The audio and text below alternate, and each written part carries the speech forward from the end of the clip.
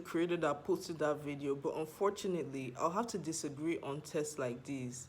Now, smartphone tests like these do not actually show you that of one phone is useless or something like that. In a real world scenario, are you going to actually use this? In a real world scenario, this does not even matter because you won't even notice which one is faster. Even if you have two of these phones, it doesn't matter which one loads apps faster. I see these tests on TikTok, YouTube, and so many sites that I ask myself, like, why do people post these things? Because these actually don't even matter. And people actually use this thing to determine which phone they'll buy. And that is actually really stupid in my opinion because these tests do not determine how the smartphone is going to perform. Now, if you want to buy a smartphone, it's based on your preference, it's based on what you want.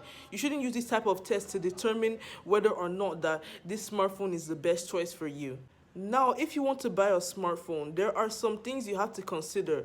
What brand of smartphone do you want? Do you want iPhone or Android? Or even if you want like an Android, for example, what brand of Android? Do you want like something like Samsung, OnePlus, and so on? And like for an iPhone, now do you want like the newest iPhone, like maybe iPhone 13 or 12, or do you want older ones like the iPhone X or iPhone 8 or iPhone 11 or something? The same also applies to a Samsung phone, for example. Like if you want the new S22 Ultra or the S21 or S20 or S10 and so on.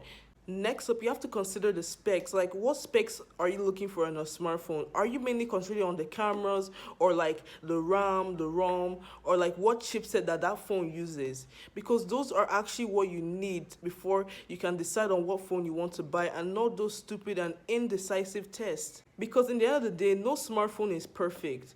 No matter how much specs and everything you put in a smartphone, no smartphone will ever be perfect. So just comparing it using this method is just one of the worst things I don't even like. Anytime I see videos like these, I just scroll away because these tests are just useless in my opinion.